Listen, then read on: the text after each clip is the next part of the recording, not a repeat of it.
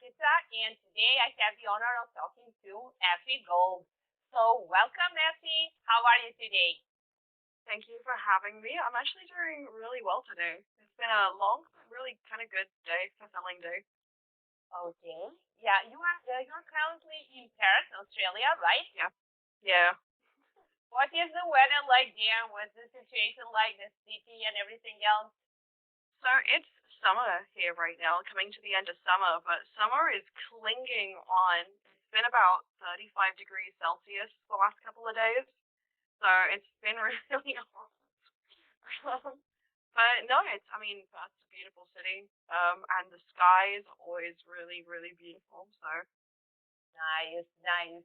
I mean, I know you used to live in UK, right? Yes. Yeah. How does it feel like to feel that change? Weather change and cultural change in general. So I feel like I'm on holiday like all the time. I feel like I'm just like on a permanent holiday because it's like so sunny. Um, the cultural change, it's kind of weird because the UK and Australia are really similar, but Yeah. really different. So you'll be going along and it's just identical cultures, and then suddenly something will be so different, and you'll be like, "Hang on a second, doesn't seem right." But honestly, everybody here is really lovely, and I mean the city is gorgeous. It's one of the most pretty cities I think I've ever been to, and the weather is permanently great. So Yes, yes. I love hot weather. Not everyone would agree with me, of course. I just love to burn. I do, I do miss snow. I miss the snow. I will say that. Oh yes, yeah, you can always, come back, I guess, and Yeah. yeah. But I'm glad to hear you are enjoying it. Definitely, yeah. Thank you so much. And tell me more about Effigy, and I feel the people would appreciate, to get more info because I've been also researching. There isn't a lot of info in general, so I think it would be lovely, to hear that from you. Yeah, so the effigy is all me. I'm a one man band. And it's really a gothic sort of music. Sometimes it's a bit heavier, sometimes it's a little bit lighter, but I really love movie scores and that cinematic feel, and I like to kind of infuse it, and so it's less more traditional classic, than symphonic metal, but it still has that sort of cinematic and symphonic elements to it to try and make it just feel really atmospheric and immersive in a way. Yeah, I've noticed that definitely.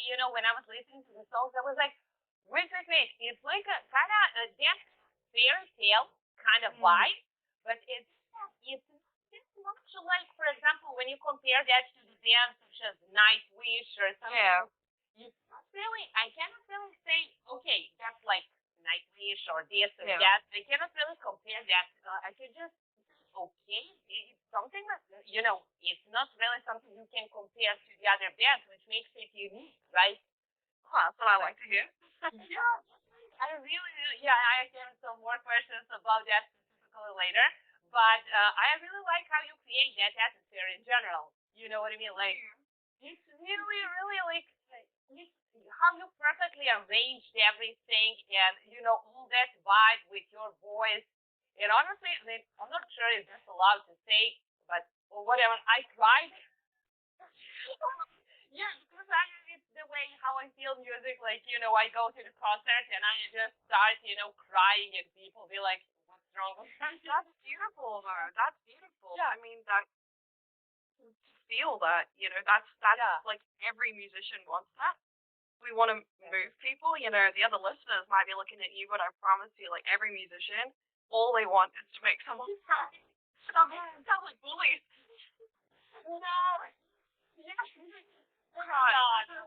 Well, it's the way it should be, the music. I feel like, lately, you have so many new genres, like, you see it by yourself. Like, I don't know now, I mean, how attractive your music taste is, but I believe it is. So you hear all the new genres and sounds and everything, But the thing is, like, very few things can really touch you. You know what I mean? You have music generally. I don't think the music should be, like only something specific. Like Yeah. you hear music for fun. You hear for those emotional moments, right?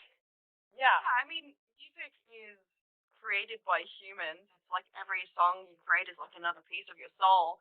yeah, And every single person is so multifaceted that, yeah, every song is going to bring something different. And that's the thing I love most about music. I can hear songs that other people can't stand. And they just mean so much to me. And then there's other songs that I just really don't get, but like that person will just cry every time they hear that song. And I think like that's just really powerful. yeah. I kind of just love that about music in general. Yeah. Yeah, you can tell me. I do a lot of my play. I also watch some of your interviews, and I Oh, think yeah. you mentioned something like, yeah, I always do that. I just I always I haven't. I can't watch. I just watch it. I think to me it's way better. The better way of getting to know someone before doing the interview. So I really don't want to sound repetitive, repeat. There are certain things, yeah, that has to be questioned again. So But I just wanted to say, you mentioned something about the Spotify. I guess you have a lot of playlists or something like that, right? Oh, I have so many Spotify playlists for all sorts of moods. I love Yeah, it when my friends send me their Spotify playlist. Like when somebody sends you a Spotify playlist, it's like the modern equivalent of sending someone a mixtape. And yeah, I love that. I love seeing what my friends are listening to and kind of just like diving straight into their tastes and their kind of frame of mind, and if they add a sad song to one of their playlists, I'm like, oh, I need to check up on them. yes. Yeah, I bet. Yeah, definitely. Yeah, and let's say it's a good side of things. Of course, there is a bad side to it because I talked to some other musicians, and for them it's so hard, to get the audience. It's kind of tricky thing. There are a lot of new artists, and sadly, not all of them, get enough attention they deserve. That's kind of a tricky kind of thing, And you always have good and bad side to everything, basically. Yeah, for sure. I think Yeah, it would be nice if Spotify paid more. definitely. And it's Yeah, not that musicians are greedy. I know a lot of people think that, oh, we just want to make loads of money. But I mean, even like some of the big names who are getting hundreds of thousands of streams, they're not earning enough for that to even pay for the track and how what it costs to produce it. yeah. I And think that. yeah, Yeah, I agree. Yeah, I agree. I was just also speaking to some other people. It was very hard, in that COVID period, but also mm, for a lot of you, that period was creative, because yeah, what can I do? Let's record something, let's keep yeah, ourselves busy. And but people were like, also sad because it affected, of course, their income. No tours. So I guess people were living by, just because they can sell merch or something like yeah, that. And it's very difficult. So I know a lot of them that had to get back to tour buses and everything. They are not able to, do something better for now. So it's really yeah. going to cost a lot. And how do you feel about that? So I think it's one of those really tricky things. I think Yeah. COVID and the pandemic really did mess Yes. everyone up, and it's a knock-on effect as well because obviously streaming is a way that you can support artists by spending next to nothing ultimately. Um, but artists don't get a lot from it. But obviously during the pandemic, there's no tours, and even if you could buy merch online, if loads of people are working less or their incomes are cut, they don't have the expendable income to spend on buying merch from artists. And I think, yeah, the pandemic kind of really had a massive Yeah. massive effect. I'm relatively lucky because I started releasing music in the middle of the pandemic, so I wasn't in any position to play live anything at that point anyway. But I do know like a lot of my friends, they kind of mess them around a lot and like cut their tours short, or they just struggle to put together music because it costs money and you have to go to the studio. But if you can't go to the studio, you know Yeah. it's that's gonna be a problem. Yeah, it's kind of tricky thing. Yeah, But as you said, you started back then, so it was. I mean, it didn't affect you that much. Yeah, And after that, it affected your friends, right? very lucky. Yeah. Yeah, luckily, yeah. And tell us about that process. I was also reading some very cute interview. You probably know it from one magazine. And I really like the way you describe that process of composing, like, and creating melodies and how you get into the mood until the lyrics come up. You come up with Yeah. something really good. And you said something like around, fourth, fifth circle, right? You have something you are satisfied with. You think Yeah, that. yeah. Yes, yes. So I just like to compose music. Like that is my first step. Before I can even put words to my feelings, I have Yeah, always felt music more than I've been able to like word myself, if that makes sense. Like, which is bad yeah, as a lyricist, but I've definitely always just really felt music, and I think this is why I love cinema score. They can evoke such a feeling in you without a single word spoken. And so I love to sit and I really just want to compose that music and live in it for a minute. And yeah, then I stand up and I just stand in front of the microphone and I'll just put it on repeat. And I'll just start saying things like mumbling, just getting melodies, little phrases, words down. And it's in that moment that it's almost like therapy.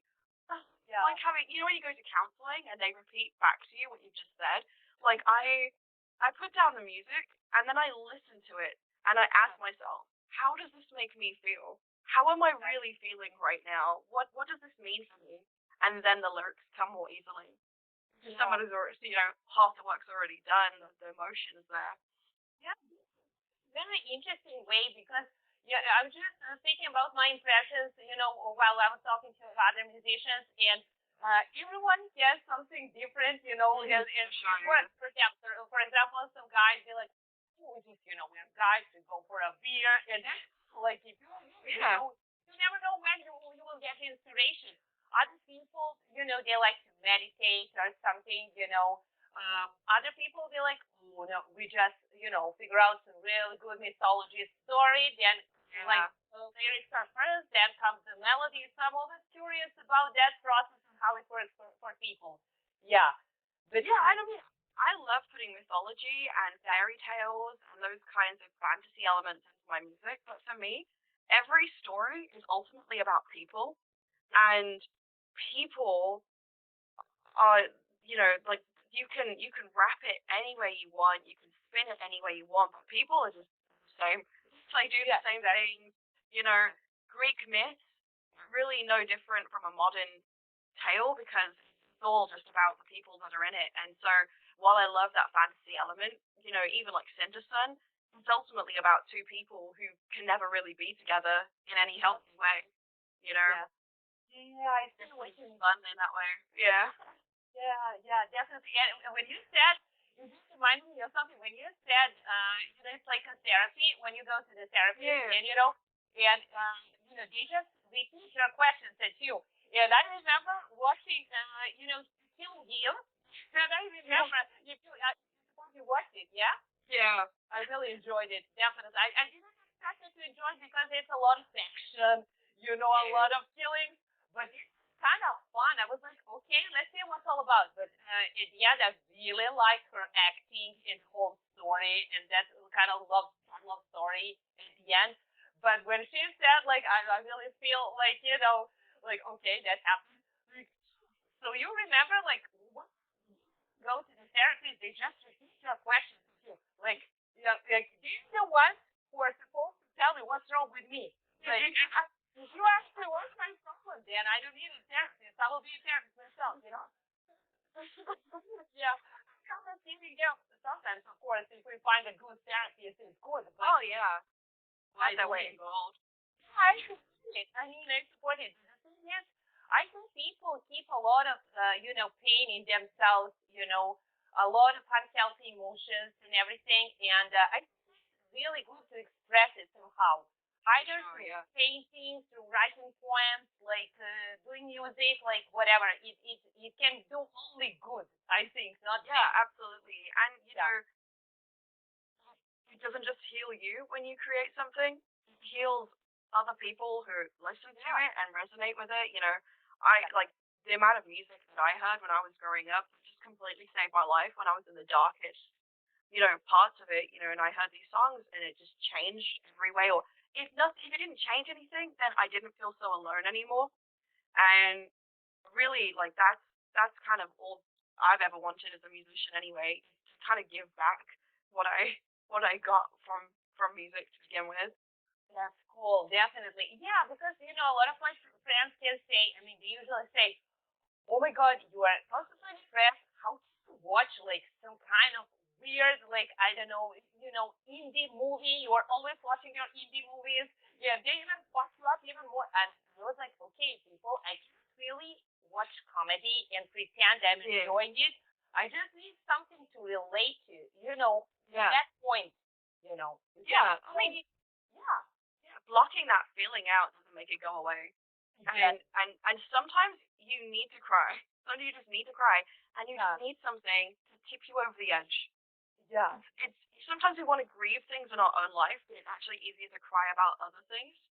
exactly. And I think, when we listen to music, we can cry about those other things, and with it, we can sort of process our own grief too, and sort of move on from that. I honestly, I mean, obviously, I make a lot of really sad music, so I'm a big fan of the sad films, the sad music, the sad songs. Definitely. Yeah, yeah, yeah. We will definitely, yeah, we will mention that later, definitely. And talking about Dying Star, I really enjoyed it. Like, it Ooh. was very cathartic to me. And, by the end of the song, I was like, very, very, it really touched me emotionally. So you can really, tell me more about that one. I cried every take of that song. Like my voice at the end was so weak because I was just in tears. It was like wobbling all over the place, and I decided to leave that in. I was trying to get this perfect take. No, stop crying, just sing it. And I was like, but if this is how I feel, then I kind of owe it to the song to just cry Yeah. while I'm singing it. And I'm glad to hear that, it touched you. I'm also sorry to hear that you related it anyway. It's honestly a painful song. I wouldn't wish that kind of pain on anyone, but given that we do feel that kind of pain, everybody's grieving something. I'm glad that it can touch people when they're feeling that way. But yeah, for me, that song was really hard to write. It was probably the hardest song I've ever written. The music came together really fast. Actually, it was like a Yeah. couple of hours, and I was like, I'm not changing this. But the lyrics, I started to write them. I got to the second verse, and I wrote like, I don't know what caused this pain. And I was like, well, that's a lie. I kind of do know what caused this pain. I just kind of don't really want to accept it or admit it or work through it because it's painful. And I was like, well, then I have to, once I've acknowledged that I know what caused the pain, I kind of have to lean into that and process it. And yeah, it was it was a hard one to write for sure. Yes, I believe it is. I mean, I think people can definitely feel the pain through this song. That's why it touches other people like a natural process. And I'm really glad I heard it, but I totally felt your pain. And you say, I believe it was hard as hell to sing it, you know, when you are crying all the time. Because Mm. I recently started learning singing. It is Oh really yeah. hard for me, especially when I have to sing something. I basically cry all the time and like, what am I doing? I cannot really control. No. Why would you control that? Like, you gotta express it. As long as you need, to let's say to balance your emotions and to get rid of that state at least for a while. Yeah, yeah. Absolutely. Yeah. And I wrote that song about um domestic violence that I went through, which was a difficult thing in and of itself. It causes a lot of feelings of shame when you kind of go through that. Yeah. And it's one of those things that I really put off processing because it's so painful that I was worried that if I let myself cry over it, I would just never be able to stop. And I held on to that for a very long time. But this song, it really started the healing process for me. In fact, since I wrote it, and I mean, I was even like, oh, should I release it? Because it was so personal. But I did release it, and I realized that me not wanting to release it was actually me avoiding. Once again, I was that letting that shame get the better of me. I was like, what will people think of me? You know, people think less of me. People think I'm weak. But actually, I think it takes great strength to share those kinds of emotions. I've always admired people who are open about those kinds of things, who share that part of themselves, because if everybody's silent, then it never changes. You know that, Exactly. and I didn't want the song necessarily to be specifically about that. I think it's a song about owning grief, and regardless of what people have been through, every single person on this planet has experienced loss in some kind of way. You know, um, loss of someone else, loss of something in themselves, and it's really just a song about accepting that that's going to be really painful, and accepting that that pain is not weakness, but testament to the fact that you're still here. Exactly. Yeah, yeah, yeah. But I'm glad you decided to do it. It was definitely very brave. I there also a lot of people. Maybe you know a lot of them, some of your friends, possibly, who are afraid. They maybe have a good idea for the song, for the book, for the poem, for something. But they're so afraid. Like oh my God, what would people say? How would they react? But like, if we constantly live in that fear, we will change nothing, and we will get stuck in at one place, in Yeah. no movement. Like you will totally like you're giving yourself a slap, but you could actually progress, right? And yeah, for every person who would judge you poorly, there is somebody out there who desperately needs whatever you're making. They desperately need it. Yeah, And I mean, ultimately, you have to ask yourself the question: who do you want to help out? People who judge people in need, or the people who are in need, right? Who are you going to give a hand to? And always, you've got to help out those people who need it, and reach out to them and give something to them. And you know, I hopefully it doesn't sound like super arrogant to be like, I've given my songs to people. Like I shared my experience, and I hope it encourages other people to kind of accept their grief and start processing that and moving through it. Whatever the source is.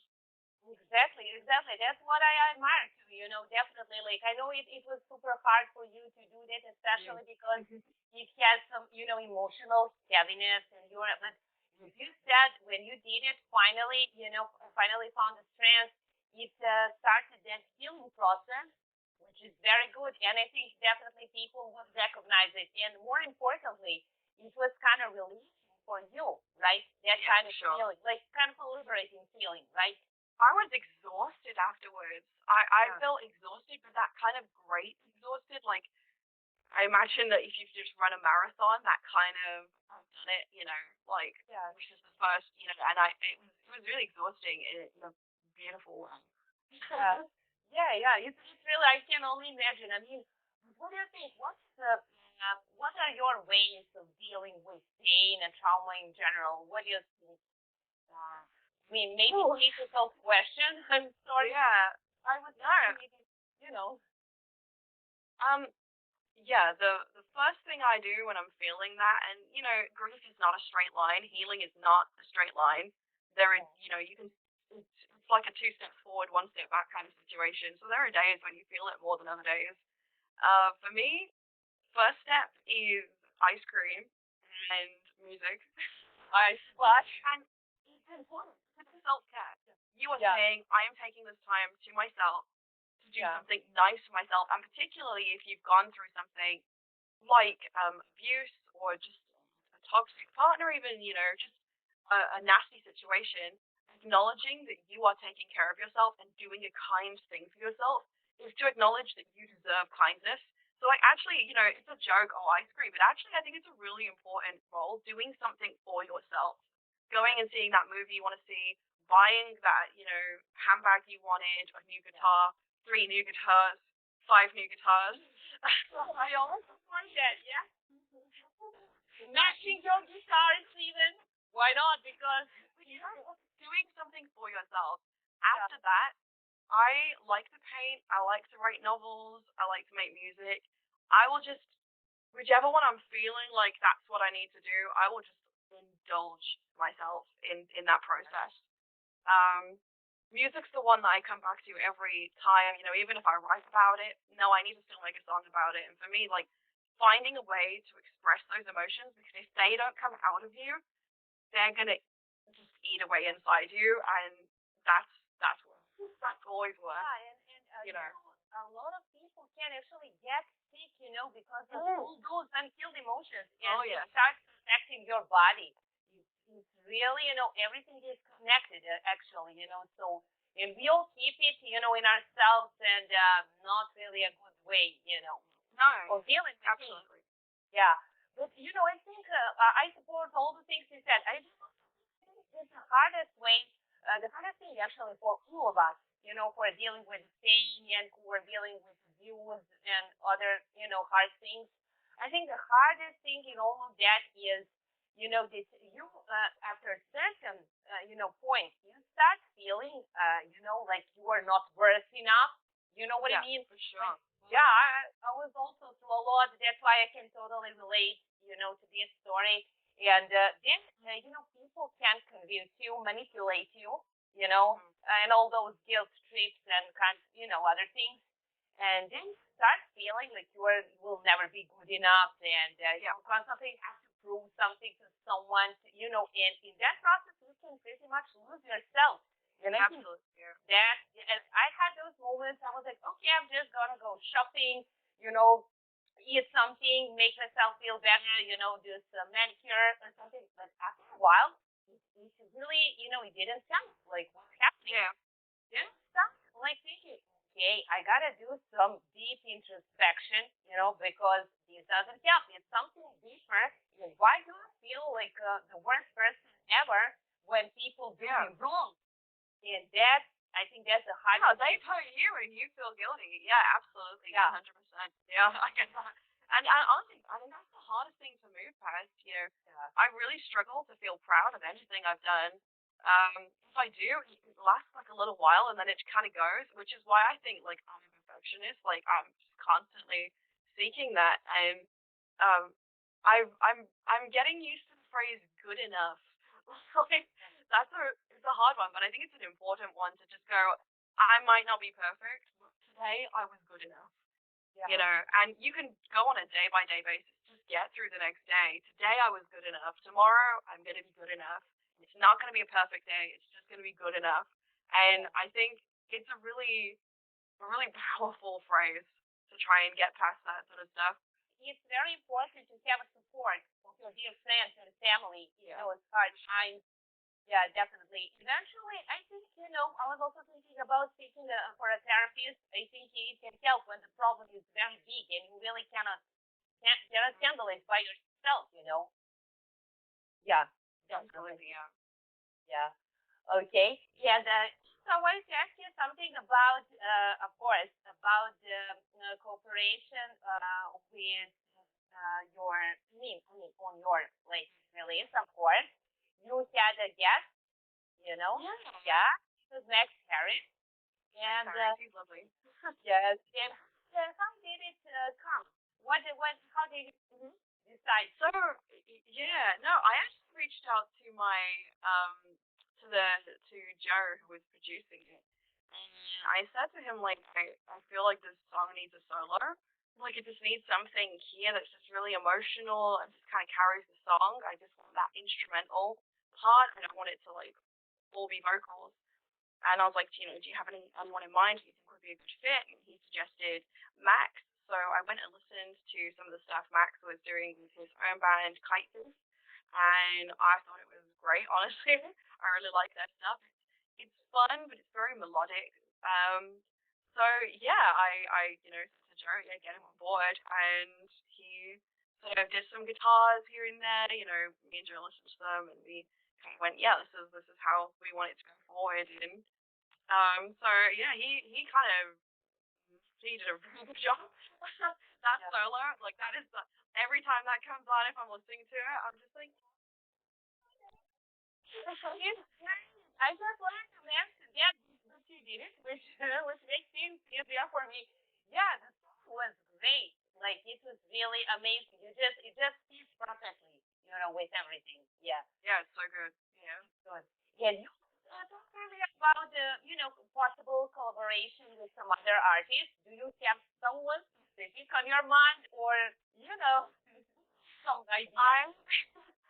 I so I'll tell you this. I haven't told anyone this yet, so you're the first to hear it. But I'm actually working on an album.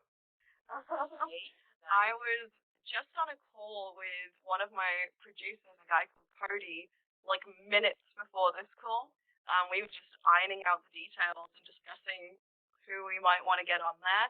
I don't think I can name any names yet, but they are, I think my fans will be very happy.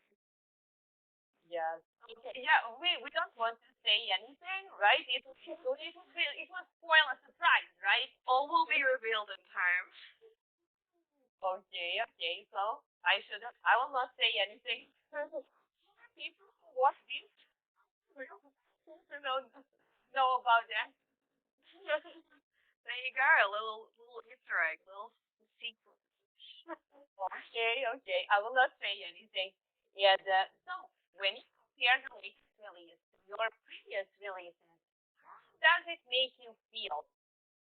Um, so I don't like my first EP at all.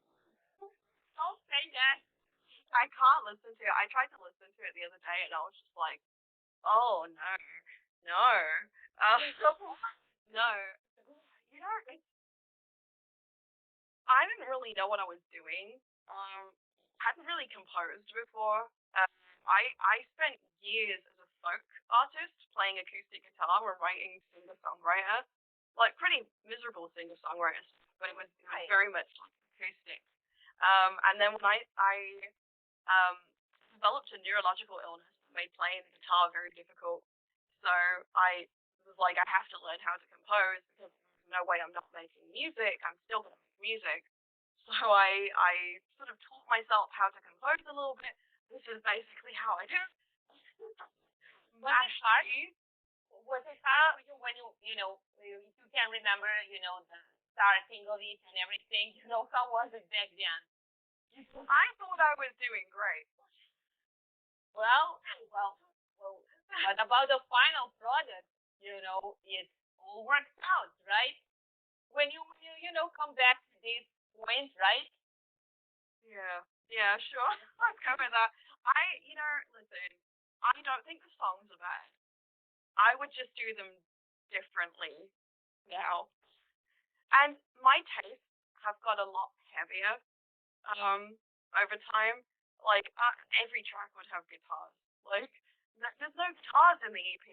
I want guitars, heavy guitars. I want lots of them. I want some double, triple kicks, and there's nothing. It's just so I think it's fine for what it is. Like if somebody else had made it, I think I would enjoy it. But again, it was made by me, and therefore my brain will not allow me to like it. Yeah, I guess a lot of artists feel like for example, I won't mention any names, but I bet they feel the same. They feel like For sure. every time you progress, every time you publish something new, and like okay, that's it. And then you listen to the first album, for example, some of them, and I loved Vincent. I put yeah, Vincent out last year, and I loved it. And I was literally saying to Cody tonight, I was going, listen, it's nothing you do or anything I did really, but I don't like it anymore. well, yeah, I just think about the way, as you said, you're probably, I don't know, influenced by many other genres, and you always have some new inspiration or something. And then you have, of course, you are naturally moving forward. And then, something that happened in the past, and you, of course, the way you progress is just not the same. Like when you compare it to the things in the past, that's why maybe you feel that way. And I think, when you write music that is very emotionally charged, particularly if those emotions aren't positive ones, hearing that song can sometimes send you back to the place you were at when you wrote that, which is not always a nice place to be. So you don't always like I know like a lot of like people who listen to music, like when I'm listening to music, and I hear a song that helped me heal, like I'm like, that's a great song, I love it. But equally, there are some songs that if I heard again, I'd be like, no, that reminds me of like a bad time. And particularly when you're writing those songs, I think they don't come from a happy place, and so they don't take you to a happy place. However, I will say that if you listen to something that you made and you were happy with it when you made it, and now you hate it, that means you've improved. So that's ultimately probably a good thing. Yeah. But I also, yeah, that's thing, definitely. And probably, as I told you, like, like, maybe it can happen with the next album. You will say, you hear, Yeah, oh, yeah. have this moment when you were satisfied, actually. Yeah, this will be, I think, maybe, I don't know, it's kind of normal, like, for everyone who makes music, like, people constantly inventing something, get some ideas. And I'm the one who always likes the first albums of people. Oh, Like, yeah, for sure. Yeah. and recently I went to Budapest to see that band. You probably heard of that, them, Dead Omens. Oh, yeah. Yeah, so I was like, they were fantastic. I was like, whoa, what happened here? I recorded everything, of course, and I was like, okay, I want to hear some songs from the first album. Where is this song? Where is this? Where is it? Yeah, no, I feel that. I feel that. Yeah. Yeah, no, I still listen to like the first Linkin Park album and Yeah. the demos. Like, I still love that. The new stuff's alright. Yeah. I listen, I enjoy it, but like, it's not the early stuff. That early stuff, so good. Yeah, sometimes it's hard. For some bands also, it's very hard to, when they lose a singer. Like, for example, Yeah, Typhoon Negative, I love that band, like, I don't know, like, all my life, And imagine something, replacing Peter. I don't think so. I mean, yeah, it is quite possible, but still, you know what I mean. Like, yeah, he was the essence. I mean, all the members yeah, played absolutely. that course. I love them all. But yeah, it was kind of, he was such a good guy, definitely. Such a musician and a good person. I'd step into those shoes as well. Like, I would Yeah, not want to replace yeah, a vocalist in a band. I wouldn't want to do that. Like, yeah, that's so brave. Like, that is very brave because yeah. people will always compare you to them. Like, there's That's no escape. Like, you have yeah. got to have a real like big spine, like a strong spine to do that. I would be too scared.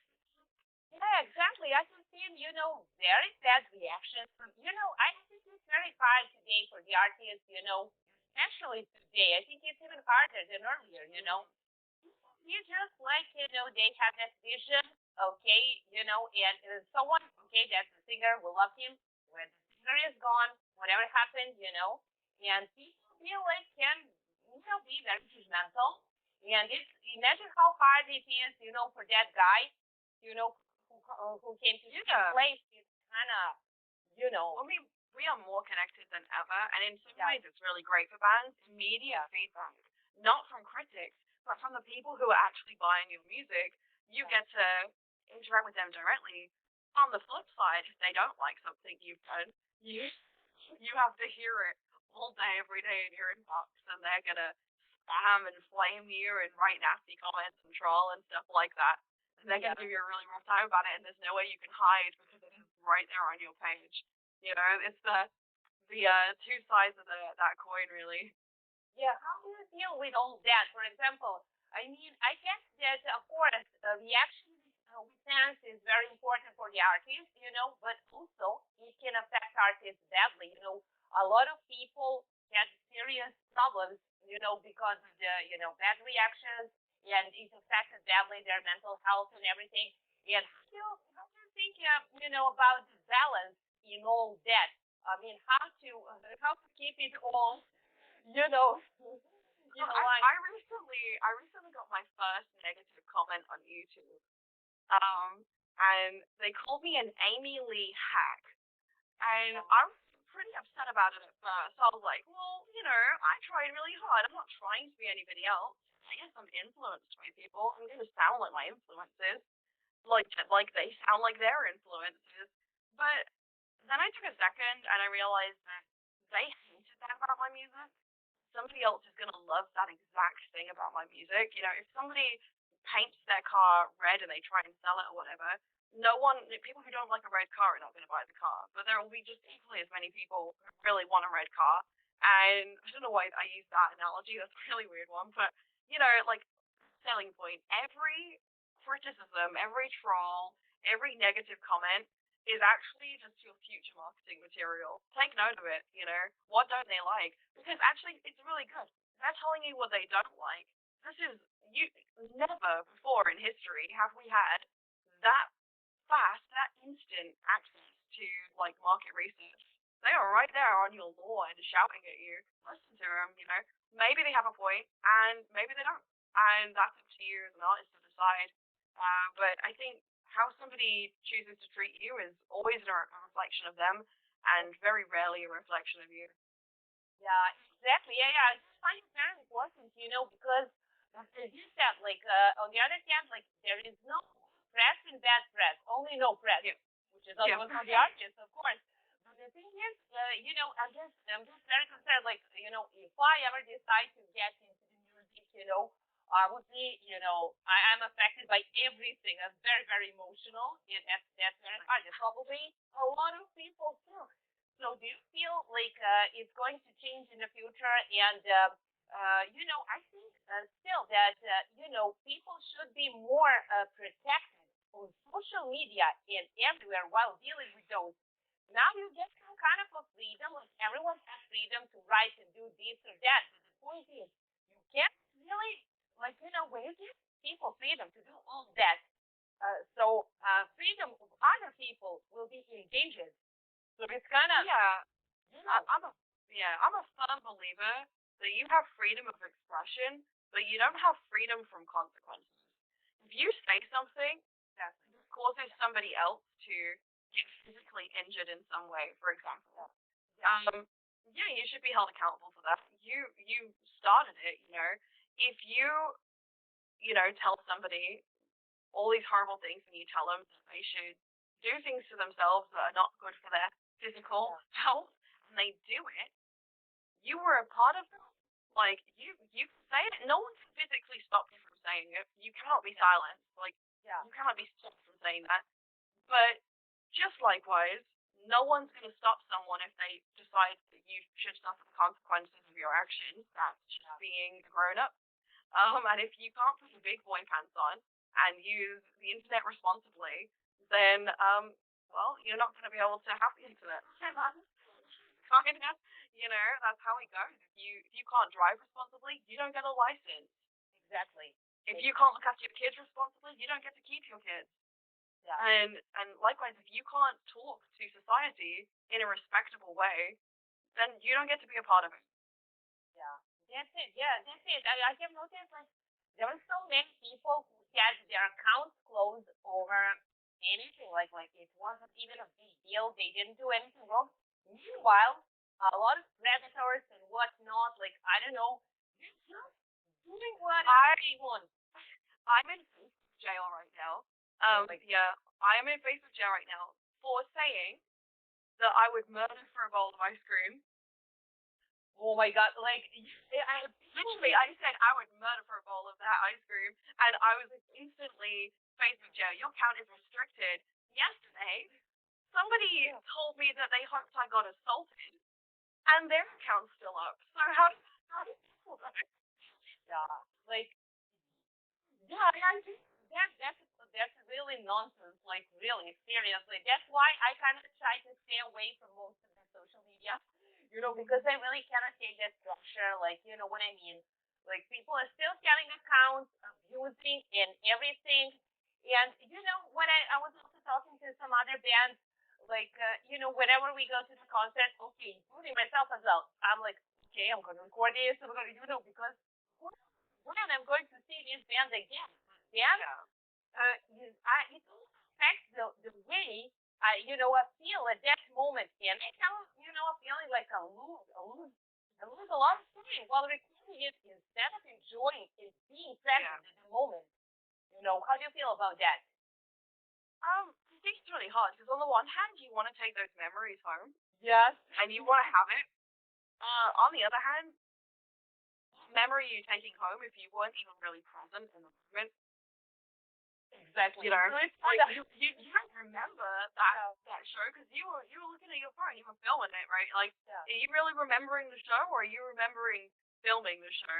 It Yeah. seems weird to pay, and I mean, prices are not small; they're quite expensive. It seems weird to pay that much money, and then you're paying that much money to watch it when you get home. Yes. Yeah, it's kind of.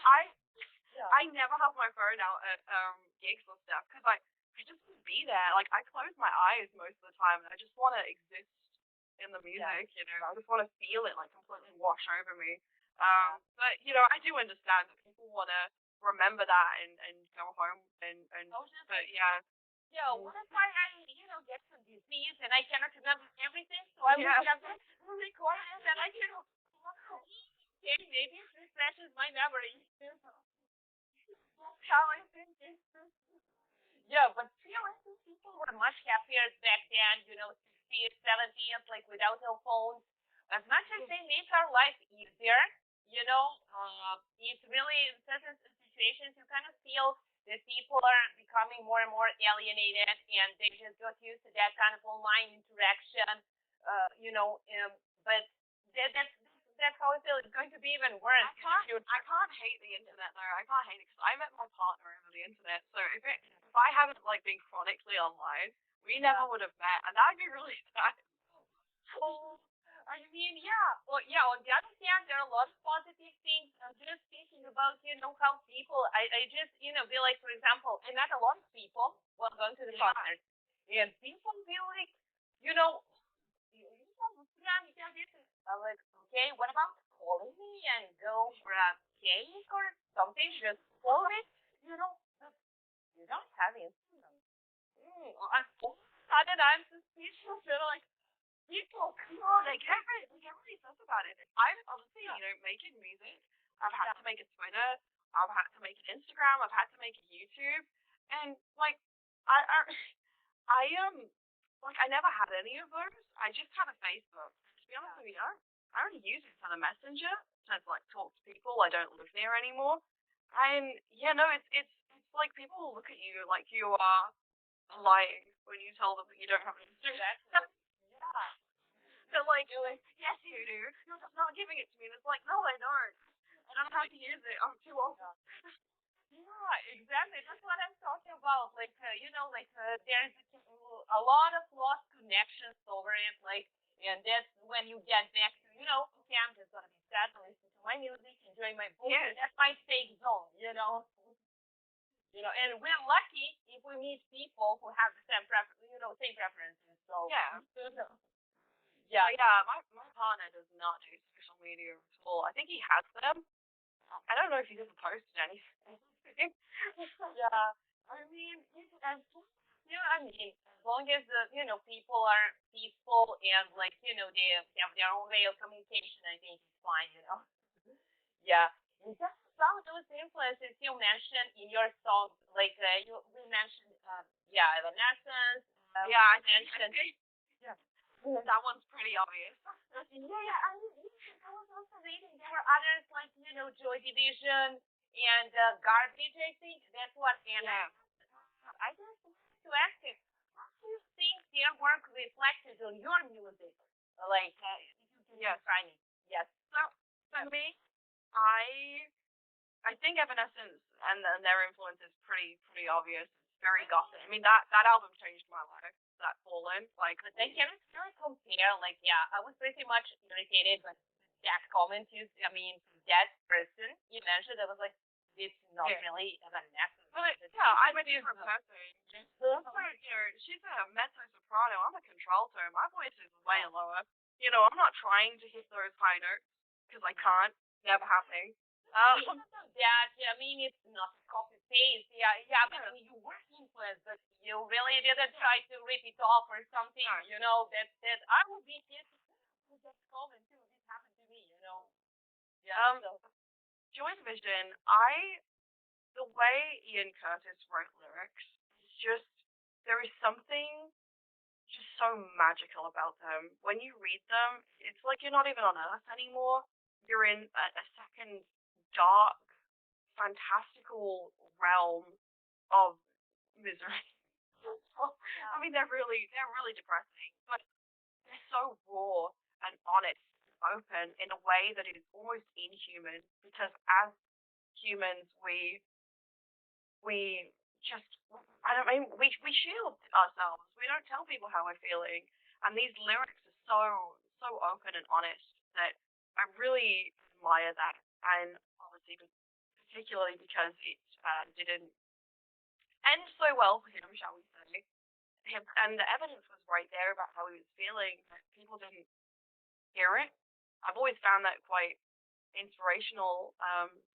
This definite certainty that you really have to reach out to people, um, and you have to kind of be honest and open with your lyrics there. And as for garbage, I love Shirley Manson's voice. I love that she uses that gravelly low, and she uses it to effect, and then she has those high falsettos, and she kind of uses those too, and she kind of builds texture with her voice. And I really enjoy that one vocalist can convey a whole range of emotions and a whole range of almost personas while they're singing. And I definitely feel inspired by that. Yeah, I like also how her attitude affects the song, Mm. and how powerful she is actually. Oh yeah. And I simply like watching interviews with her. She's a real leader. You know what I Oh mean? yeah. Like she's capable of singing a lot of things, and you hear a lot of different things going on there. And I Oh yeah. like, for example, I don't know, you have, I don't know, some things like shit, which I really like. That's one of my favorites. And then here, for example, the world is not enough. Like, what? Yeah. Like, How can the same person sing both of those songs and it comes from the same person? Like she's so versatile. Like I aspire to that kind of versatility. Like I honestly, if she did anything, I'd be like, yeah, of course she can do it. You know? yeah. Like, girl power. Yeah, I really admire them, definitely. And this said with Joy Division, I really, when I'm, in a dark place in my mind, yeah, I was like, okay, I'm just gonna do it. I'm gonna listen to it the whole day because sometimes it's very hard to listen to. It just goes back to the dark place. You know what I mean? Yeah. But it's something that is really, I don't know. There was such, I mean, he was a great artist. Yeah. So Yeah. and the way he made songs and everything with combination of his voice, it's just something. It's really hard to make nowadays. I mean, Yeah. it's not impossible, but to match that atmosphere, and everything, Yeah. to create that mood. It's really hard. Although there are many great bands. Yeah. Yeah. For sure. Yeah. Yeah, for example, There are some great bands. They no one is Joy Division. I think oh, that's it. Joy Division are the only Joy Division, and even when the band continued, yeah, they stopped being Joy Division. You know, they took on a new name, they took on a new sound. It wasn't Joy Division anymore, and that's because and it comes back to that thing when a singer dies, do you continue? Do you rebrand? Do you yeah, do you change vocalists? Do you get a new one? And obviously they went. There is no Joy Division without Ian, and continued as a different band really. And it took them a long time to be able to be willing to play those Joy Division songs again. And I think he was definitely something incredibly special. In a way that is truly just irreplaceable. exactly. I feel like that also, although it's a different genre, like with Alice in Chains, you probably, Yeah. I suppose everyone, I mean, everyone loves them, especially the old Alice in Chains with Lane. I was like, he could, pull off everything he wanted with that voice. Like, and I kind of Yeah. feel like he wasn't even tired. He was just chilling. That was watching some people who were trying to, myself included, I was also trying to sing some songs like that, and it was hard as hell. Like, I was like about to pass out. And I'm still a like later, about them later and what they, what they continue. I mean, about their later work, with Jerry and other things. I mean, I think this is the thing. Like, you have to kind of just appreciate it for what it is. Yeah, It's really hard because everything in you is kind of screaming, "Oh, but it was, but it was." So that doesn't go away just because yeah, something new starts happening. And I think we can always try. I always try to find something to appreciate, even if it's not, even if I don't like it as much. I can appreciate it just as much, if that makes sense. yeah. Um, No, and I think Jerry's a great musician. yeah, for Definitely, sure. very capable, like definitely. And yeah, I mean, the band is still great. We just, when we remember Lane, it was such a unique person. I cannot compare Yeah. him, to Peter Steele, Yeah. but they were both great, So it's And hard to, yeah, it's hard. It is hard. yeah, And also, yeah, you're not just saying goodbye to like yeah, a vocalist or how it sounds, but how they made you feel. yeah, And like that, I think is quite hard for some people, particularly like when you replace a vocalist. Then they're like, or replace a guitarist or a drummer. If you really resonated with that person and what they were doing, it's always going to kind of hurt to hear it continuing without them. And I think a lot of fans think, oh, well, they never cared about them. They're happy to just go on. They've replaced them. And however hard it is for us, it's a million times harder for the band when they lose somebody who they, because when you write you bleed together, it's your soul. yeah, To lose that person, they're like part of your soul. It must be incredibly hard. I yeah, don't think they take those decisions lightly. But it's really really difficult for them. And so I appreciate, if nothing else, like even if I really don't like the direction of the band, for some bands, that have changed, I can 100% appreciate that they found the strength to continue when it would have been very easy to just pack it up and go home. yeah, yeah. And how do you feel about grunge and your music? And do you think it might be a connection in the future? Do you feel like adding some maybe grunge vibes to your music? I would love to. Like, I really like grunge. I really Yeah, like, because I think gothic music is very polished. I do think there is an expectation of particularly like female fronted bands to have this certain level of polish to them that yeah, is not the same expectation of male fronted bands. And I absolutely love it when that isn't the case. I kind of love it when people go, yeah, it's a little bit rough around the edges, and that's part of its charm. That's what we like about it. And again, with this whole idea of good enough, I'm definitely trying to embrace more of that. Not sloppy. I still want it to be polished, and I still want to put everything into it. But yeah, sometimes a little chaos is a good thing. And I think yeah, grunge is full of that kind of chaos, and the whole it happened by accident, but we liked it. Song. yeah, So I've been trying to be more experimental with things, but it just sounds different. And I think we should always be. And again, this is the hard thing because an artist, it grows and evolves.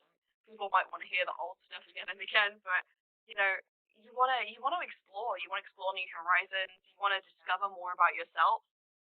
yeah. Exactly. I've heard some rappers.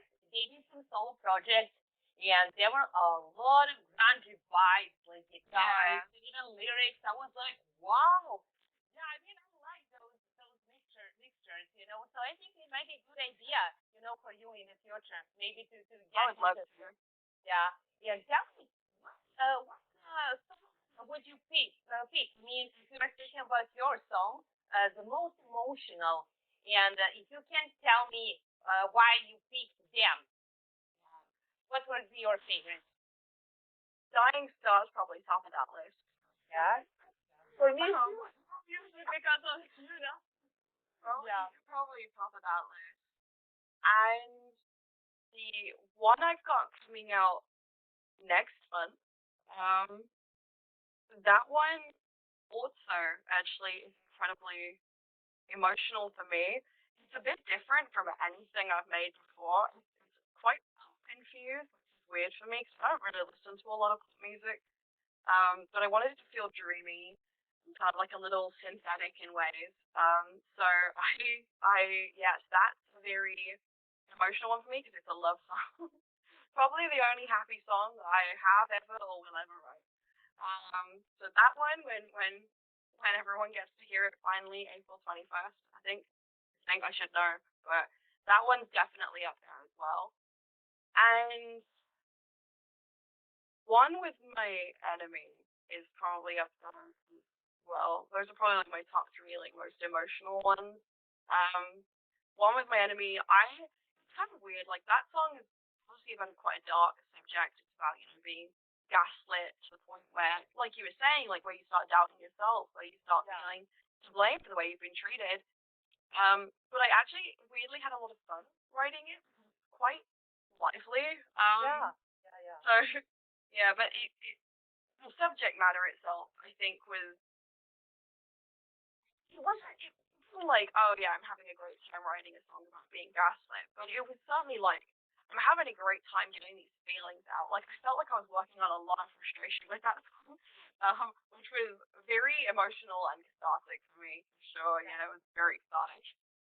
Yeah, I would also mention, what affected me emotionally, speaking of your songs, it was, Reason, Ghost, and Ivory Tower. Yeah, okay. I thought, great choice, right? Why Ivory Tower? I it's only about some, specific elements such as lyrics. It's a combination, all of it, and mostly the atmosphere you create with all of it. As I mentioned, in the beginning, I really like the way of your doing things. The way of your arranging melodies, combining with the voices. And then you creating some kind of climax, which is very, very nice to hear how you do it because sometimes it happens, for the bands to overdo things, you know. Yes. But it's not like, it's not their fault. Like people make mistakes. It's normal, like especially in the beginning. But this was so very well designed, I really enjoyed it, you know. Seriously, yeah, I really loved it. And I was really impressed. Like, it was really great to hear that. So I just wanted to discuss how hard is it to make it to sound that good? It was kind of perfectly blended. It wasn't like, for example, I listened to some other bands, which is, I don't know, I will mention, okay, Dream Theater, which is, of course, great band. But to me, it's a lot of everything. Nothing, Yeah. anything against Dream Theater, so people please, nothing. I really love the band. But for me, it's too complex, too many, too many genres, too melodic. Like, I just get carried away and cannot focus, on the song. That's for me at least. So that's why I'm telling you this. How hard is it to balance everything perfectly? So I am so guilty of putting too much in. So what I tend to do is I tend to like compose all the music, write all the music, and I go and record the vocals, and I go in and I'm like, right, I have to remove something now. Right. We take something away, right? Like it's great, and if it's that great, we can make another song surrounding that and rework it into something else later. But right now, and I also, and I know, no shade to the bands who do this, but there are people who spend weeks or months making one demo. Exactly. You do not need to. 4 hours is what I give myself. If I cannot get the song in a place where I'm like, yeah, the bulk of it's done and composed and finished, if I can't get that done in 4 hours, it's not working. Next. I'm brutal with it. Next. I'm not going to spend another second on it. If after 4 hours I've got a working demo, yeah, sure, we can develop it more over the coming weeks. But yeah, no, I think a lot of people, they spend too long and they have all these ideas and they can't sort through their ideas because they like all of them so much. And how do you make your mind up? And then they end up putting all of their ideas into the song, and that is what the song needs. Yes, it's what you want, and there's been loads of times where I'm like, oh, but I love that little counter melody I've got. The song doesn't need it. Cut it. Yeah. Cut it. Gone. Yeah. Yeah, I see what you It's mean. hard. But Yeah. like yeah, and I think by limiting myself to 4 hours, that's it. Or you know, by limiting myself, I stop myself from getting too carried away. Because in that 4 hours, I've also got to record all the vocals. And if I want to build harmonies, if I want to build choirs, if I want to do that kind of stuff, even just from a scratch vocal for a demo, you know, I'm still gonna need time. Every singing of the song, if it's a 3.5 minute song, well, you know, you know, more than over 10 minutes is gone just by 3 takes, right? So Yeah. yeah, you've got to be kind of brutal with it. And limitations are the greatest ally of creativity, in my opinion. Having too many options will destroy creativity in a split second. Yeah, I feel you on that, definitely. This is great. And it's hard to do. I mean, as far as I know, you do a lot of things by yourself, right? Like, pretty much a lot of things. So the So, things I don't do by myself are the things that I am no good at or that I physically just can't do these days. So I write all the guitar parts and then I just get someone to play them. But I have to sit there and write them. I write the drums. I will get someone to fix them because I'm not a drummer. I'll write the bass lines. I'll write the choirs. I'll write the melodies. Like the game, that choir is 72 stems. That was not all me. I had some friends do like a whole bunch of those and I think that's it. Embracing help where you need to, so that exactly. you can focus on doing the parts that you know how to do really well. Yeah, that's great. But I'm very proud of you and you manage all this, It's really impressive, seriously. You're doing great job. Great job, Thank definitely. you. Yes, Don't yes. make me cry. Don't make me cry. No, we really do something that we can cry. Why not? Yeah, it's like how impressed I am, definitely, and I just must say that. And other influences. But now I'm not speaking about, like the musicians. We mentioned previously that we will get back to this about you can mention any books, movies, philosophers, even some art. I don't know, like paintings, whatever influenced you, even when you were younger. And yeah, made you decide, okay, I'm just gonna do that. I will, become an artist. Well, how did it go for you? Um, well, I decided to do all of these things because Yeah. somebody told me that I couldn't. That's ultimately what it boils down to. Yeah. Somebody in my life said that I was a bad artist, that I was a bad writer, that I was dyslexic, and that I couldn't sing in my music, I couldn't compose, I couldn't write lyrics, I couldn't do any of these things, and I believed them for a very long time. And then they died, to put it nicely. I mean, they died. Well, not really nicely, but bluntly, they died, and I was like, well, who is stopping me now? I Yeah. can do this, and this person can never tell me that I suck again. And the only way I'm going to get really good is if I just do it. And so I that's what kind of, and I didn't really know a lot about music. I didn't really know a lot about um like art or writing or anything like that. So I kind of just like dived headfirst in, and things that super inspired me are as far as painters go, I absolutely love Klimt. Oh, That me too. I like his texture. It's this beautiful shining gold and then these painted details, Yeah. and I love it. It just feels so decadent to me. And also the thing I love most is that he could not draw hands. They suck. They suck. His Yeah. hands, he can't draw them. They look awful. And look, he is like a celebrated artist. If he can become a celebrated artist without being able to draw hands, then I can do anything. Yeah. I don't have to be great at it. It just has to look good. Right? That was like a big lesson in, oh, I don't have to be perfect.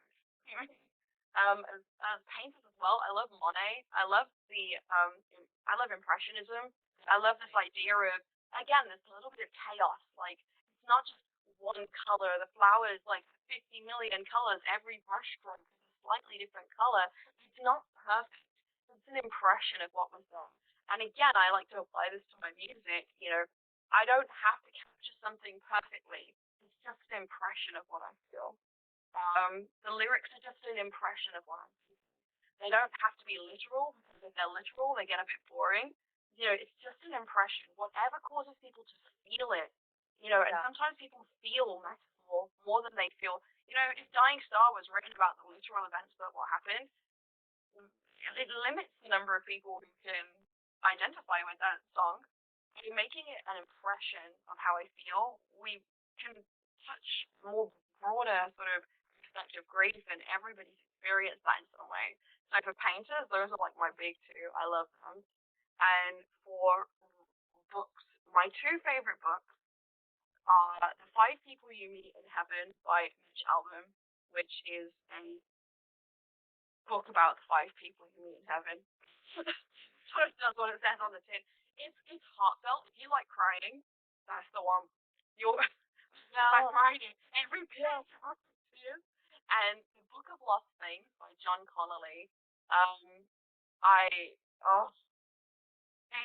it's like this beautiful blend. It's like a fantasy book about a kid who gets lost in a fantasy world, and he tries to process growing up as he travels through it and learning about himself and the world. And it, I read that when I was a teenager, and it really helped me kind of come to terms with the fact that life doesn't go how anybody wants it to. Nobody's life is how they want it to be. I mean, if it is, power to them. I think very few people are like, yeah, I have everything I want. I'm doing everything I want. Most people feel out of touch with their dreams, and that book kind of helped me come to terms with that. Really, everyone feels a bit like that. Yeah, speaking of crime, yeah, when you mentioned those books, I would recommend you, to read Mary Shelley, Matilda. No, no, don't do that. I was like, I was disturbed by the event. Not only that, but I was like, I couldn't sleep. I was like, okay, what's gonna happen? But the way she writes, and like, she was super emotional, and you, simply, I don't know, only wrote wouldn't cry. That Yeah. book was so like no hope. I'm just, yes, I'm just gonna, get back to Baudelaire, which is a little bit different, kind of dark. And I suppose you like that too. Yeah, Yeah. anything has that kind of. I don't like happy endings. To be Yeah. really honest, like I don't like them because I don't believe in them. Maybe that's really Same. bad. I think Same. I don't like. It's not realistic. There isn't Yeah. happily ever after. Things happen. Life goes on. There are highs and there are lows. I really like bittersweet movies. The ones that kind of are realistic with what's actually going to happen. Okay, they succeeded now, but life is going to be full of things. And yeah, you can succeed, but what's the cost? Everything you want in life might be achievable, but are you willing to pay the price for it?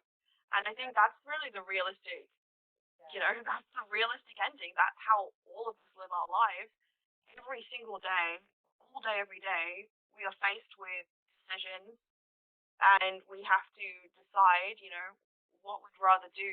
Life is just one choice after another, and not all of them are gonna get you a happy end. And even if they do, like, we have to lose things to get them. Nothing's given freely. Yeah. Maybe that's, I don't know, maybe that's really pessimistic. But Well, I mean, that's how I feel. Yeah.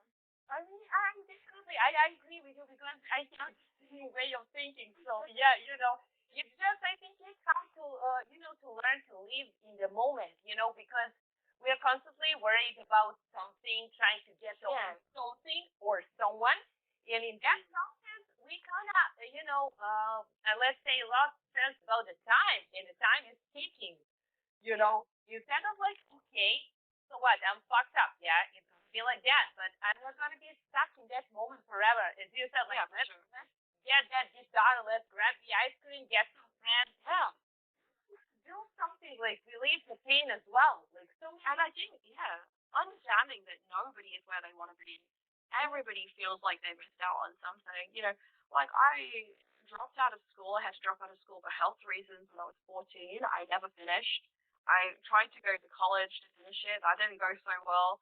I didn't go to uni. I didn't do any of these things. I'm 30 now. God, if I could have been you know, albums in by now, that would be great. But I didn't. And there were other people who did that, and I could keep feeling envious of them all day, but that doesn't get me close to my album. Yeah, you know, yeah. And then, and all you can do is work hard and hope for the best. yeah, yeah, definitely. I mean, I'm very sorry to hear about that health problems. I mean, I'm not sure. It happens. Yeah, what's the situation like right now with that? So my health is honestly, it was really rough for a couple of years. The last couple of years, the pandemic was not kind to it. But I went and did this therapy called transcranial magnetic stimulation therapy, where they create an electromagnetic field around your brain, and then they send little magnetic pulses to specific parts of the brain to trigger neurons and forge new neural pathways. It sounds like science fiction. It's So, quite yeah, painful as well. It's quite painful and very loud. It's like, but I was in so much pain that I was in a wheelchair like all the time. I couldn't really stand or walk. I'm walking now. I would lie in bed just being in agony. No, I can go to sleep. And it also helped with my depression. I was really depressed. Like I just didn't feel like doing anything some days. You know, you know how it gets. Helped a lot with that. I'm not gonna say it fixed all of my problems, yay, magical cure, but I actually my health is in such a good place compared to even where I was 2 years ago. I've really not felt this good in years. So it was not cheap, but it was worth it when I think about all the things that I was missing out on because of my health. And I tried every avenue. I went to appointments twice a week, every week for the better part of 5, 6 years. So this is the only thing I found that actually helped and helped a lot. I'm very, very grateful for that. Definitely not, I think going through any illness like that definitely puts things into perspective and not taking things for granted. yeah, definitely. I have a feeling that a lot of people, sometimes, myself included, I take something for granted, okay, it's gonna be easy, I have this or that. And the thing is, sometimes we cannot even rely on ourselves. Like, we don't even know what's gonna happen in the future. So that's why we have to be, let's say, grateful for everything we have and everyone, right? And Yeah, not get stuck in the moment, no matter how bad we feel. Some people, yeah, beat even if they even manage to beat cancer and yeah. everything. So I always admire, to them when I hear about those situations. About I those think things. it's Yeah, important to allow yourself, like, I do yeah, think, like, obviously people go through horrible things, yeah, but that doesn't invalidate, like, how yeah, you feel. And that's the thing as well. yeah, You can don't because I know I do that. Even when I was there in a wheelchair in agony, I was like, oh, you're so lazy. Other people, have to yeah. do this. Other people have it worse. Sure, But but I can still feel a bit bad for me. yeah, Like I think it's important. Yeah, okay. Oh yeah, but there's always somebody who has it worse. Even like there isn't one worst person, worst life in the universe. So even the person who's going through horrible things is gonna, other people will have it worse in some way or other.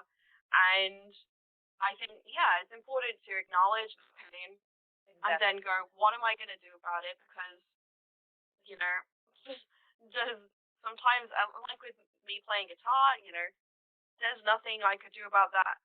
That was that. What am I going to do about making music? Well, I'm still going to make music. I learned to compose instead.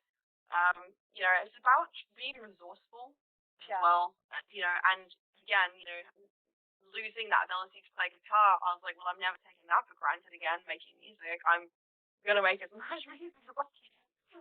I'm going to make everybody listen to it.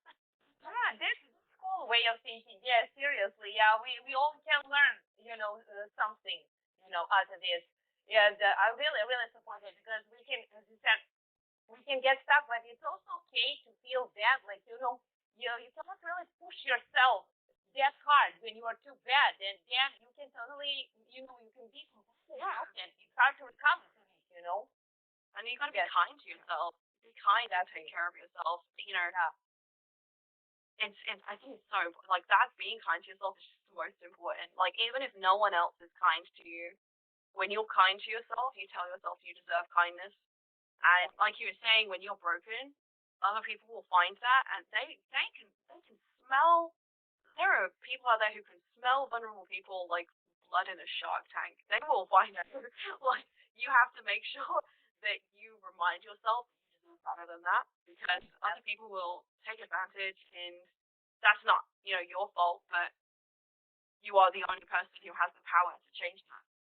exactly. Yeah, sometimes I think, it's also about how if we allow people to treat us that way, instead of, creating a healthy distance.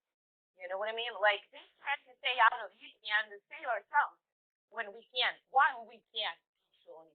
You know It what I comes back mean? to what's the Yeah, cost, right? You want love, you want somebody yeah, to care about you, you want somebody to tell you that you're beautiful and talented and that they love you. yeah, What are you paying?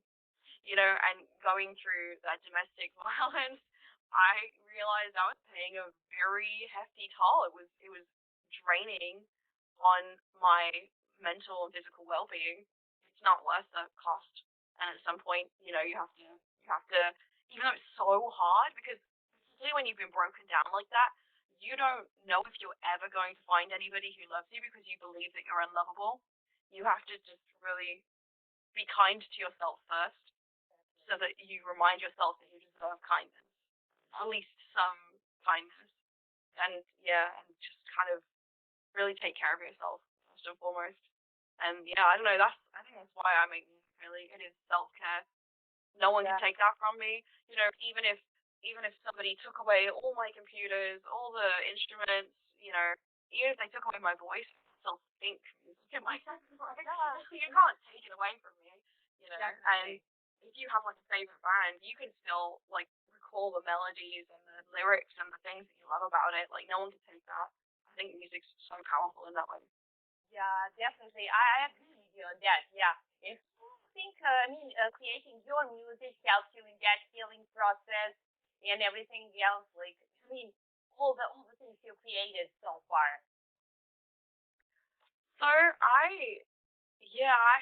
hard, obviously, because you get wrapped up in it, the emotions. Yeah. It's a good question. I want to feel like I'm giving something to the world. I know it's a really cliched answer, but it is really true. There were moments in my life where I didn't know if I was going to get through the next day. If I was going to survive that, and it was music that kept me going. It was those songs I would sing to myself again and again. And it wasn't the uplifting songs of the, oh, yeah, we can do it. It was the really depressing ones that made me realize that there was somebody who at some point felt as bad as I did. Now they're in a place where they can create things and share it. They're in a much better place. Even if not mentally, they're physically in a better place. Than I felt like I was in. And so that really kept me going. Somebody lived to tell the tale of how bad they felt. That's all I wanted, just to live to tell the tale. And to be here now, being able to tell that tale, that's I think that it's looking back at that and seeing like that's just progress. I was writing folk music. I wouldn't dare show the world.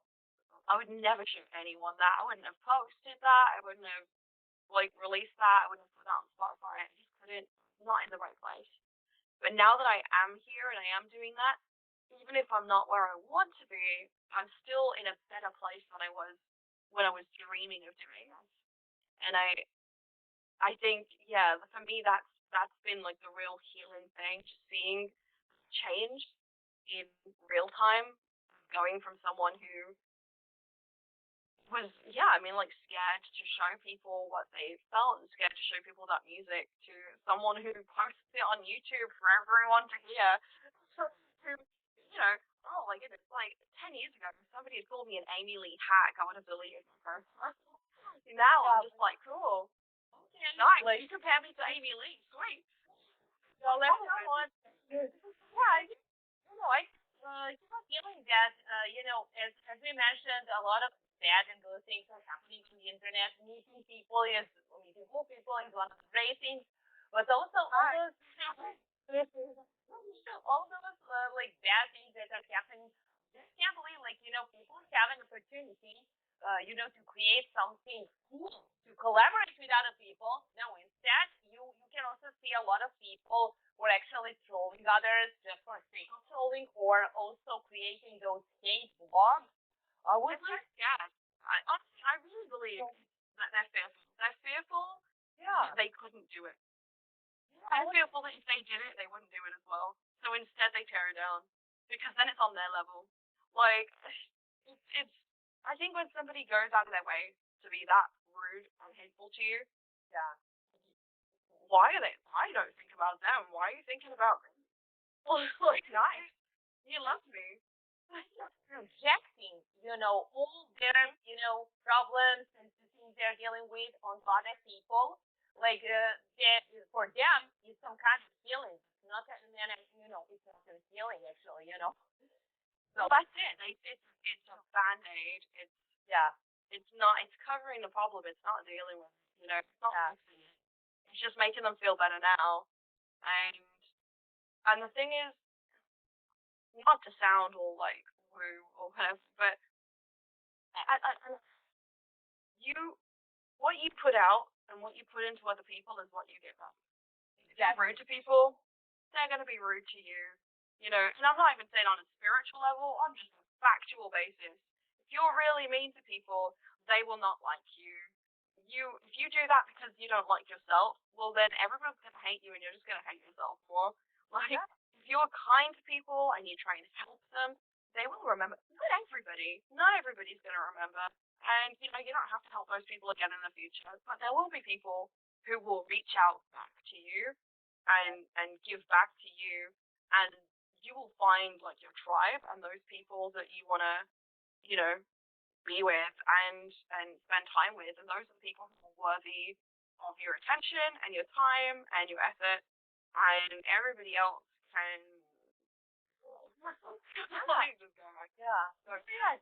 Yeah, I feel like people are definitely feeling what you're trying to say. For example, through your songs, and like, well, also when you're talking to people, they just feel the vibes from your voice. So I have noticed, if I talk to some of the friends, I am so depressed, but I don't really let them see that, but they still feel that.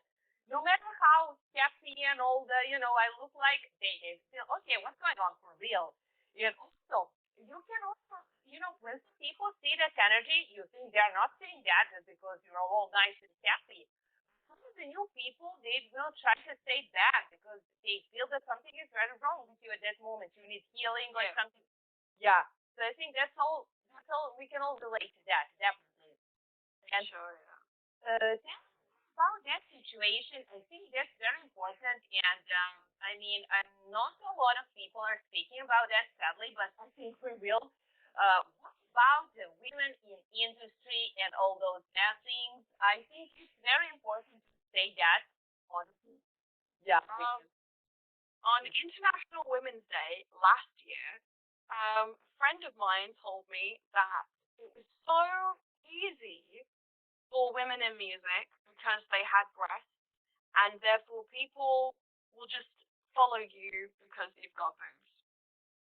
I, And that to me sums up the attitude towards women in the music industry. Like, simple, like, if we break down this statement for a minute, it is actually absurd. If they're just following me because I have boobs, they're not listening to the music.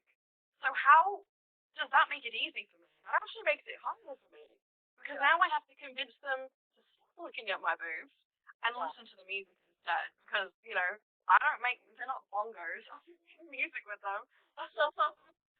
And I think that is and it's things like, oh, this is one of my pet peeves, it happens all the time. Quite often, when I try and work with a producer, sometimes they come with a preconception of what a woman's voice sounds like. And it's happened so many times that they've added like a really sharp high pass filter on my voice and they've cut everything from about 450 hertz down. But as a contralto, the majority of my voice is there. They've just cut out all of my voice because they have a template and they have this idea of what a woman's voice sounds like, and they think it's a soprano, and every woman is a soprano, and every woman has a high voice. No, I have a deeper voice than most guys in metalcore.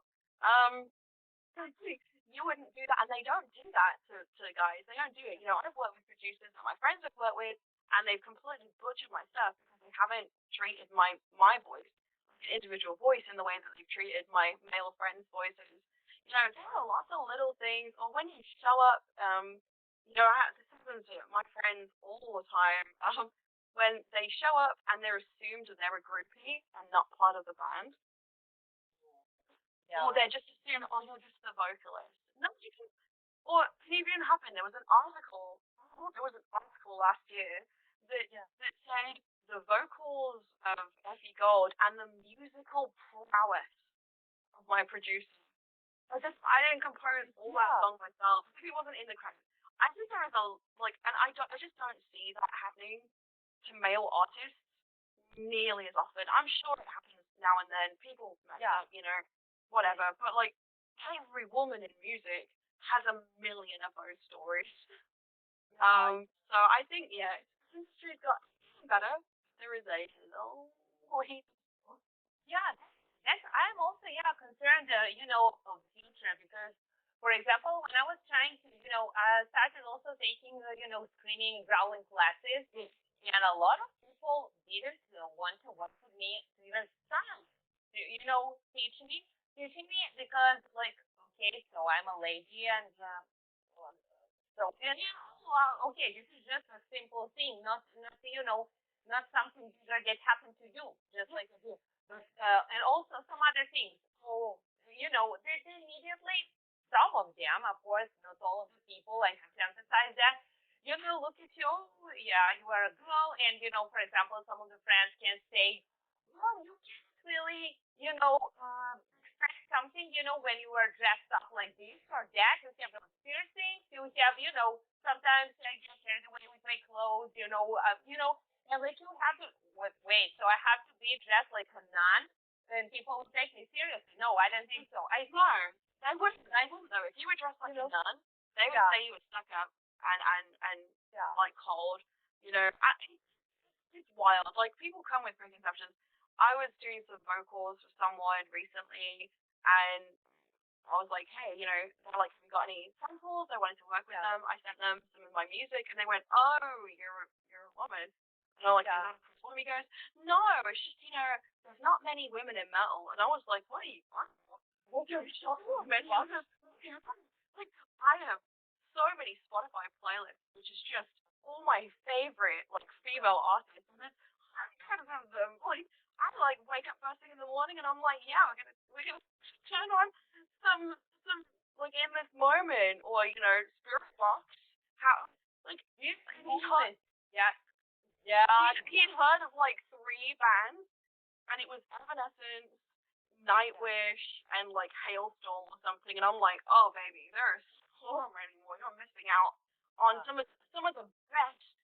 What about best Ginger? About Ginger? Ginger. Yeah. Affected Rain. Yeah. What about Arch Enemy? Like, how have you gone your whole life and you're making metal and you've never heard? And he was making Jen, and you've never heard of Steelbox? Like, Steelbox is one of the biggest bands around at the minute, and you've not heard of them? I don't know. So I was just like, come on. But like, the thing is, he's obviously never looked for them. Yeah. Because if you looked there, so many, you can't miss them. Yeah, it's also, depending on the place where people live, like, I mean, women especially, like, in some countries they even don't have rights. It's just ugly that something like that is happening, not even in this country, but in general, you know what I mean? And still I cannot believe, like, okay, so I like the way, the way I'm dressed sometimes. Sometimes it can be more flirty and everything, but it's not something that defines me. You know what I mean? Like, it's much It's your more. body, it's your Yeah, clothes, and yeah, like music, it's your self-expression. Why exactly. should you Yeah, use your body to express somebody else? yeah, it was the way you They're put not it. going to do the same for you. They're not going to Yeah, wear your clothes so that you can wear the clothes they want you to wear. Like, yeah, when they want you to dress in, like, with very modestly, then they can put on your clothes, and then you'll do what they want. Like, yeah. you don't get to, it's not, control shouldn't be this one-way street like that. We should all just have control of ourselves, and as long as you're not hurting anybody, what's such an issue? Yeah, because sometimes I think the times can can change for worse, and sometimes people will find only one little detail and they will make a mess out of it. Like there is no more healthy discussion over something. It's only like choose this side or this side. You know what I mean? And it's like a Yeah. huge mess. So you kind of. I kind of have a feeling it's very hard. You should be very careful what you're going to say on the internet, how you're going to, make your appearance. Here I You am know, saying the industry is sexist. No, but people love to take things out of context as well. exactly. Like, Yeah, things yeah, don't exist in a vacuum. Nothing exists in a vacuum. yeah, You know, what is an inappropriate thing to say in one scenario might be a perfectly appropriate thing to say in another scenario because they're different scenarios, not the same. But yeah, no, people get very very caught up in their views, and unfortunately, because they have a platform to voice their views immediately, um, they can just do that, and they never have to sit and think about it. They can just say it the second they think it. You know, if you like, I don't know, before the internet, if you had a thought and you wanted to share it with people, you'd have to hold on to that thought until you all met in the pub next time. And you'd have to think about it that entire time, and A, not forget it, and B, really examine it, and then you'd be able to say it.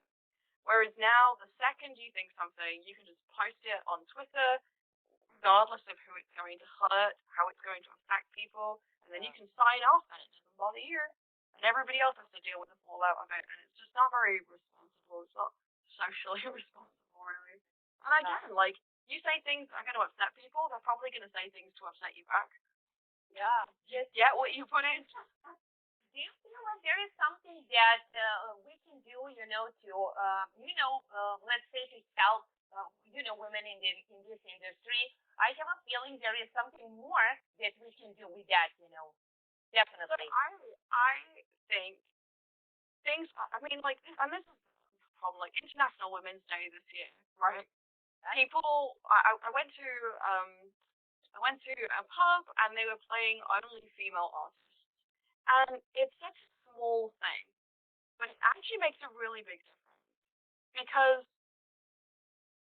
I mean, like, there are a lot of good female artists who often don't get played. Later that evening, I went to McDonald's for a cheeky McDonald's, and even though it was International Women's Day, I didn't hear one single female artist played on their radio. Not one. And I just thought, that's what it's normally like. Like, Yeah, that didn't stand out to me. The fact that in the pub only women were being played on the radio really stood out to me. And the fact that it stood out to me tells me we have a long way to go.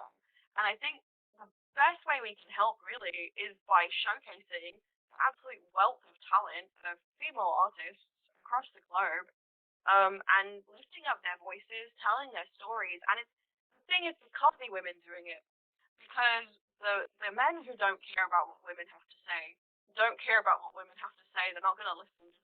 It has to be really men saying it and helping to sort of amplify women's voices so that the men who won't listen to women might listen to them.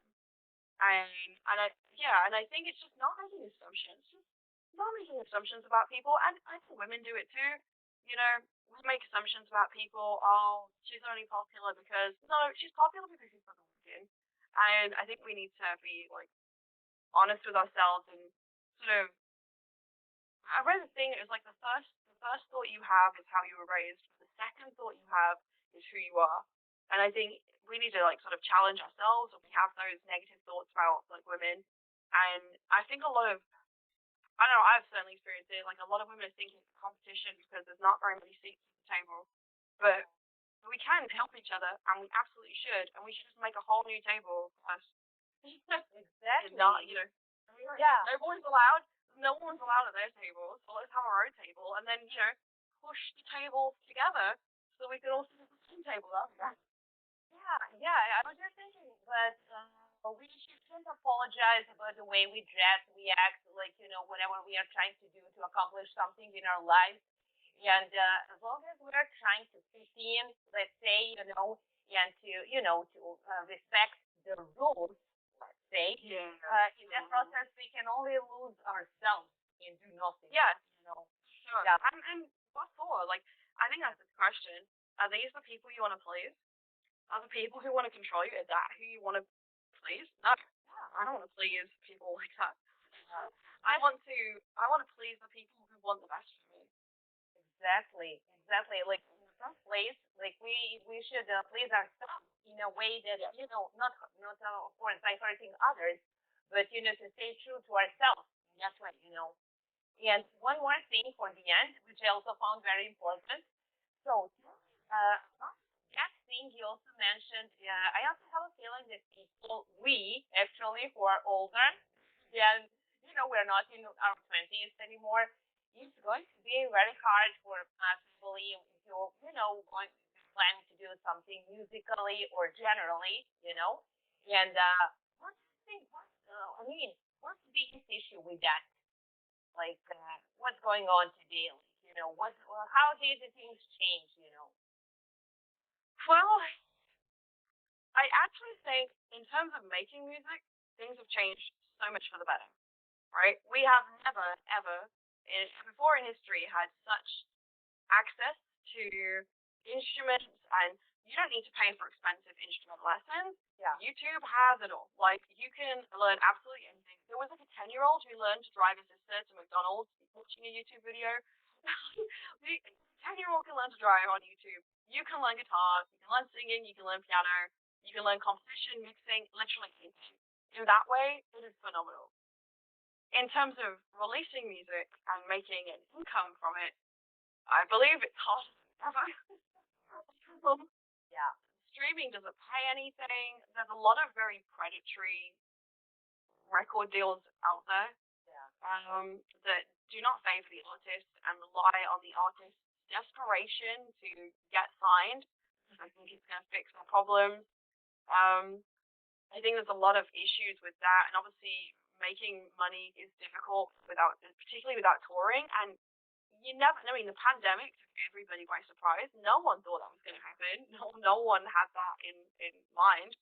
Um, it goes to show that touring can be taken away at any moment, and that will make it very hard to make money if we can't rely on streaming and album sales. But I think things are going. I think things are turning for the better. I know more and more people now who are starting to turn away from streaming and are starting to buy more physical albums. And we've seen things like, there was a Twitter outage when Facebook and everything went down. We are being shown that technology is not infallible, that at any moment it can be taken away. If Spotify pulled the plug tomorrow, how many of you can't listen to any of that music? Yeah. You paid all that money and you can't listen to anything. I think Spotify is great for like auditioning an album to see whether or not you want to buy it, but I think like we'll see. I think we'll see some increase in physical merch sales in the coming years. I hope so, at least. That would be nice. Yeah. It's just yeah, definitely. I hope so, definitely, and I hope people, like, no matter their age, they will not feel discouraged to try out to do something for themselves to become an artist. Even though it's very hard. You know what I mean? Yeah. So yeah, it was also very good to get to know you, and I hope you will have a great rest of the day. And you? All Yeah. the rest of the night now. What time is it? Oh, it's 3 a.m. So, okay. So, thank you so much for this. Thank you for Yeah. having me so much. This was lovely. Yeah. Yeah. I hope to meet you again, of course. Yeah. Yeah. So thank you once again and Thank you. enjoy, and talk to you soon, hopefully. Yeah. Thank you. Cheers. Bye. Bye. Bye.